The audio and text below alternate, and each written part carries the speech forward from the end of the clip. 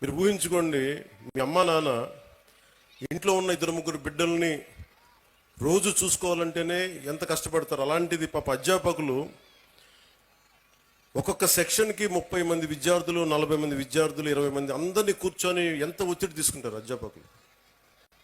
అందుకని అధ్యాపకులకి మనం చాలా సహకరించాలి. చాలా కష్టం అధ్యాపక వృద్ధి. ఈ దేశం బాగుండాలి అంటే కాంట్రాక్టర్లు కాదు మనం పెట్టాల్సింది డబ్బులు, అధ్యాపకుల మీద పెట్టుబడి పెట్టాలి.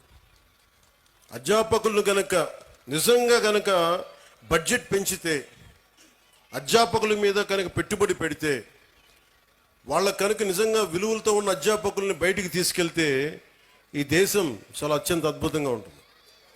అందుకని అధ్యాపక వృత్తి హైయెస్ట్ పెయిడ్ జాబ్ అవ్వాలని నా కోరిక.